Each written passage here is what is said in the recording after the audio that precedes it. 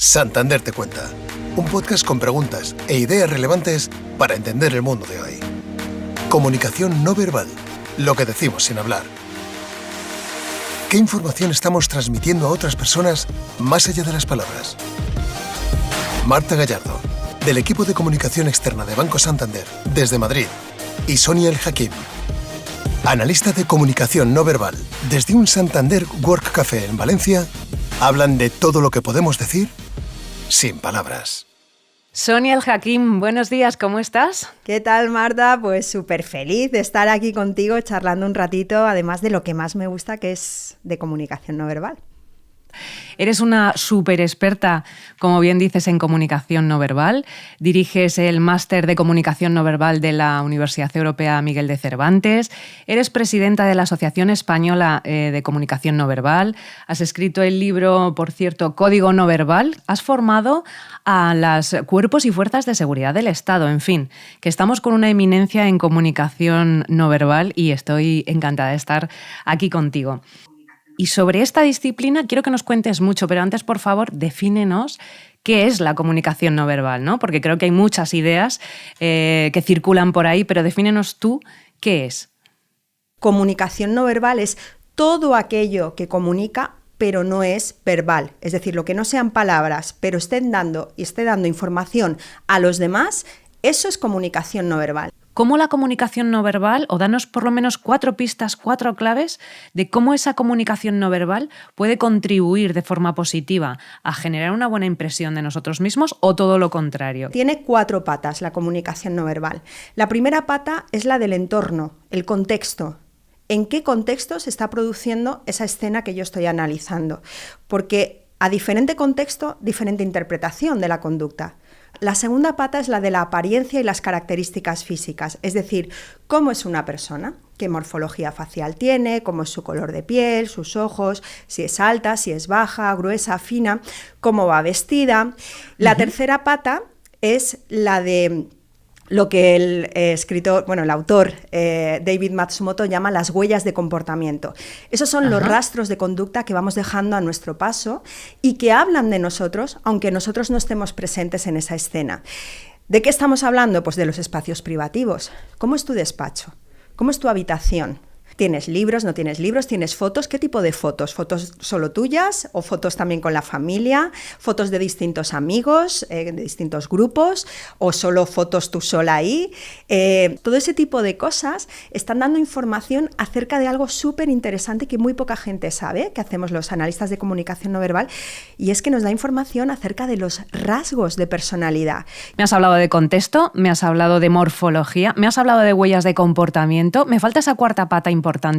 El comportamiento no verbal. Aquí tenemos todos los canales no verbales expresivos, algunos muy conocidos, como por ejemplo la expresión facial, los gestos, las posturas, la orientación corporal, la forma de caminar, la proxémica, es decir, las distancias que guardamos con los demás o cómo nos desenvolvemos en un espacio determinado cuando estamos en interacción, el canal áptico, que es el del tacto, la oculésica, por ejemplo, que tiene que ver con el comportamiento de los ojos, el canal del paralenguaje, la voz, es decir, no las palabras, pero sí la voz con la que decimos esas palabras, que es importantísimo, es un canal fundamental de comunicación, el olor. Incluso tenemos la cronémica, que esto es menos conocido. La cronémica tiene que ver con el concepto y el uso que hacemos del tiempo. Y la cronémica está muy influida por la cultura. Y es cierto que en los últimos años, son muchas horas las que pasamos frente a una pantalla reuniéndonos con compañeros, con amigos, con familiares, pero siempre a través de una pantalla. Entiendo que la comunicación no verbal tiene también muchísima importancia, aunque no estemos físicamente juntos, ¿no? Y me gustaría que nos dieras un poco las claves de qué debemos hacer y qué no debemos hacer, hablando de nuestros gestos corporales, de nuestras posturas, de nuestras miradas, en esas reuniones, tanto a través de las pantallas como físicamente. Lo primero que tenemos que tener en cuenta es el entorno, el contexto, esa primera pata de la que hablábamos antes, ¿no? En este caso, tú estás en un contexto y yo estoy en otro contexto diferente. ¿Eso qué puede provocar? Pues puede provocar incertidumbre en la persona que me está hablando, ¿no? Es decir, ¿dónde está esta mujer? ¿Dónde se encuentra, ¿no? De ahí El primer consejo, que es evitar los fondos virtuales. Por favor, no nos pongamos fondos virtuales, ¿vale? Sean los que sean. Hay gente que se los pone así en plan corporativo, con el logo, no sé qué. Sí, es cierto. Pues es lo peor, ¿vale? No nos tenemos que poner fondos virtuales nunca. ¿Por qué? Porque no reducimos la incertidumbre de la otra persona acerca del lugar en el que estamos nosotros ubicados. Y lo primero, inconscientemente incluso, que va a pensar es: ¿y por qué me esconde el sitio en el que está? ¿Dónde estará que me lo está escondiendo? Por tanto, primer tip, no ponernos fondos virtuales. Siempre mostrar el fondo que hable bien de nosotros, que hable de nosotros de verdad, es decir, que si a mí me gustan las plantas, me pongo plantas, pero si las odio, pues no me las pongo, y cosas así. Es decir, que hable de nosotros y que hable bien. Lo segundo que tenemos que tener en cuenta es que hay que tratar de replicar lo mejor posible las reuniones presenciales. O sea, tenemos que tratar de que sean lo más parecido posible. Y ahí entran en juego diferentes conductas. Vamos a empezar por la mirada. La mirada es fundamental, porque claro, si yo estoy hablando contigo en presencial, yo te estoy mirando a los ojos, ¿no? Con un contacto visual, pues más o menos del 80% del tiempo te estoy mirando a ti a los ojos. ¿Qué ocurre? Pues que aquí, si yo te estoy mirando, en realidad estoy mirando la pantalla. Y entonces a ti te parece que estoy mirando hacia abajo, porque, y esto lo he dicho muchas veces, pero no me hace caso nadie, que inventen un ordenador, por favor, que tenga la cámara metida dentro de la pantalla. Y en ese momento se replicará perfectamente el contacto visual, porque yo estaré mirando la pantalla, es decir, a ti, y a ti te parecerá que te estoy mirando a los ojos. Sin embargo, hasta que lo inventen, pues tenemos que mirar al puntito verde. Al lado del puntito verde es donde está la cámara. Y para que tú tengas la sensación de que yo te estoy mirando a los ojos, yo tengo que mirar ahí al lado del puntito verde, ¿no? Por otro lado, tenemos que animar a que la gente participe. Aquí, y los que nos hemos puesto a dar clases online, lo sabemos todos y yo creo que podemos estar todos de acuerdo, la gente participa mucho menos. Se apaga la cámara, que eso es lo peor del mundo. Es como si en presencial yo, en lugar de estar aquí, estuviera agazapada, en plan voyeur, detrás de una columna, ¿vale? Porque yo quiero mirar, pero no quiero que me vean. Me encanta este consejo, Sonia, me encanta este consejo. Creo que es importante estas cosas que nos estás desvelando. O sea, cámara encendida. Siempre. Nada de fondos corporativos y fondos falsos. La mirada fundamental. Y me gustaría que nos hablases de las manos y de nuestro cuerpo, de nuestras posturas. Claro. La postura, bueno, yo os recomiendo que no tengáis una silla de estas así giratorias, ¿vale? Porque cuando nos ponemos un poquito nerviosos, esa silla giratoria nos juega una mala pasada, porque empezamos a hacer estos actos manipulativos que lo que están haciendo es, pues poner encima de la mesa esos nervios que tenemos en ese momento. Tan sencillo como ponernos una silla normal que no sea giratoria y de esta forma evitaremos que se nos note esos nervios, ¿no? Si estamos haciendo una reunión importante, una entrevista, o incluso estamos impartiendo una formación o un webinar o lo que sea, ¿no? Entonces, eso es importante. Por otro lado, me preguntas por los gestos. Claro, los gestos, cuando a mí la cámara me está cortando por aquí, es más complicado, porque para poder hacer los gestos yo tendría que levantar mucho las manos para que tú los pudieras ver, ¿no? Entonces, ahí es cierto que perdemos calidad en cuanto a la comunicación no verbal, puesto que vamos perdiendo canales de comunicación no verbal, ¿no? Entonces, bueno, pues ese es un fallo que tenemos ahí y que, bueno, al final, ¿qué nos está diciendo esto? Pues que la comunicación virtual a través de videoconferencias pues está bien para determinadas cosas, pero nada, y ahora que estamos en un Work Café lo digo, nada sustituye un café presencial entre dos personas, es imposible. Hay otro elemento, Marta, que no quiero dejar de decir y que pasa mucho, y es la sobreexposición a la propia imagen que tenemos y que forma parte del agotamiento del que se habla muchas veces cuando hacemos videoconferencias, ¿no? Es decir, si estamos haciendo una reunión por videoconferencia, muchas personas lo que hacen es poner su imagen de forma que se están viendo continuamente. Esto es lo mismo que si yo ahora estuviera reunida contigo presencialmente y a la vez estuviera con un espejo mirándome a ver cómo quedo. Claro, esa sobreexposición puede afectar muchísimo a mi autoestima, a mi propia imagen, es decir, a la sensación que yo tengo acerca de cómo comunico, porque estoy todo el rato evaluando cómo comunico y normalmente, hay casos y casos, pero normalmente nos evaluamos en negativo. Entonces, mi recomendación siempre es minimizar nuestra ventana, no la del interlocutor, pero sí la nuestra, muy importante.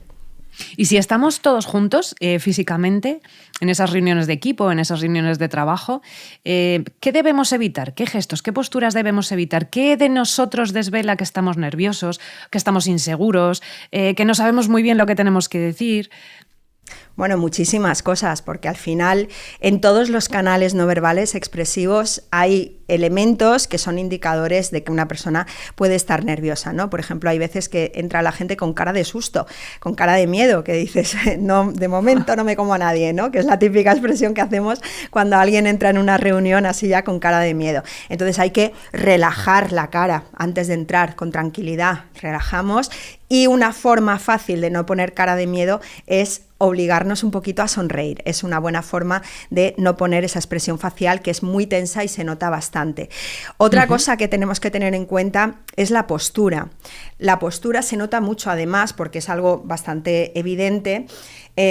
Cuando tenemos miedo, cuando estamos nerviosos, cuando nos sentimos cohibidos o sentimos que no, en realidad, ese síndrome del impostor, ¿no? Que en realidad no merecemos estar ahí y bueno, tratamos de pasar desapercibidos, solemos adoptar posturas contraídas, es decir, con la espalda curvada, ocupando poco espacio. Tratamos de ocupar poco espacio. Bueno, pues esto es un error importante y hombre, no es que haya que adoptar posturas muy expansivas, de colocarte ahí como si fueras tú, ahí el jefe o la jefa de la empresa, pero una postura neutra.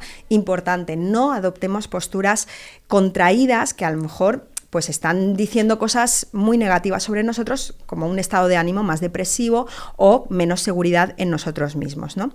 Luego los gestos. Hay distintos tipos de gestos. No todos dicen lo mismo, ni todos significan lo mismo. Antes de empezar a grabar me decías, yo es que gesticulo mucho, pero eso está muy bien, porque esos son gestos ilustradores. Es decir, esos gestos que empiezan cuando yo empiezo a hablar y dejo de hacerlos cuando dejo de hablar. Esos gestos ilustran aquello que yo estoy diciendo y por tanto son súper positivos porque la gente que me está escuchando no solamente me oye, sino que también me ve. Por tanto, la información les entra por dos canales sensoriales y la integran mejor, se me entiende mejor, me hago entender mejor. Pero luego hay otro tipo de gestos que son los gestos adaptadores o manipuladores. Son los gestos de los nervios, los que tratamos de evitar, pero que muchas veces salen en situaciones en las que nos sentimos cohibidos y necesitamos estar un poquito más tranquilos, ¿no? Esos gestos es como arreglarme el pelo o me empiezo a arreglar la chaqueta, ese tipo de cosas. O incluso empiezo a manipular objetos, que pueden ser las gafas, o pueden ser un bolígrafo, etcétera. Esos gestos son los que hay que evitar, porque esos sí que son sintomáticos de nervios y la persona que está enfrente no tiene que ser experta en nada para percibir que yo estoy nerviosa, porque estoy haciendo esos actos manipulativos, ¿no? Una cosa, un pequeño truco. A veces nos tiembla la voz porque estamos muy nerviosos, ¿no? Sobre todo cuando empezamos a hablar en una reunión que hay mucha gente y yo tengo que tomar la palabra. Bueno, no se nota. Solo lo notas tú en tu cabeza dentro, solamente lo estás oyendo tú como te tiembla la voz. Entonces no os preocupéis porque nadie se está dando cuenta, así que tranquilos porque además al cabo de unos pocos minutitos eso se pasa. Me queda prácticamente, no tengo tiempo, pero no quiero despedirme sin hacerte dos últimas preguntas muy rápidas. No sé si las personas tenemos conciencia de que la comunicación no verbal influye directamente y es la clave para las primeras impresiones que nos hacemos de los demás, ¿no? De las personas. ¿Cómo es esto? ¿Cómo se produce? No hace falta hablar para que ya te genere alguien una primera impresión, que es bastante importante, ¿no? A la hora de conocer gente o compañeros nuevos. Se han hecho un montón de investigaciones científicas analizando distintos aspectos y todas llevan a la misma conclusión, ¿no? Que la apariencia para esa primera impresión es fundamental.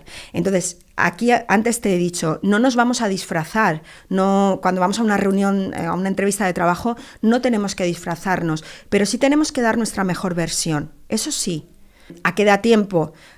En décimas de segundo, pues a ver una expresión facial afable, no digo de estar sonriendo ahí como si te hubieran contado un chiste, pero sí una expresión facial afable.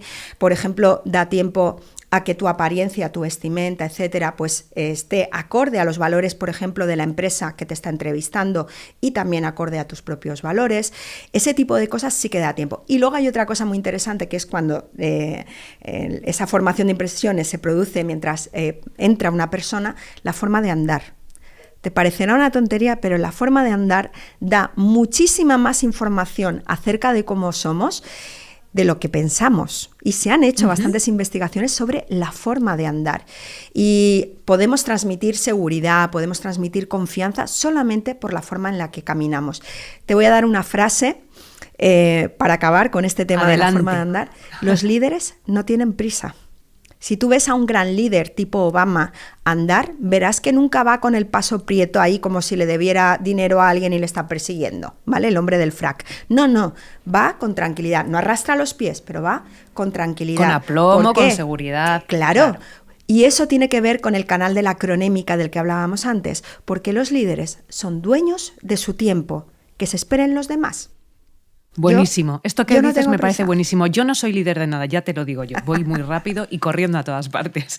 Y lo último, estoy fuera de tiempo, me están haciendo señas por todas partes, pero es necesario que te pregunte, ¿qué dicen las redes de nosotros? Bueno, pues cada vez se están haciendo más investigaciones científicas que están relacionando rasgos de personalidad con el uso que hacemos de las distintas redes sociales. Hay una cosa, por darte un tip muy concreto, que tiene que ver con la fotografía.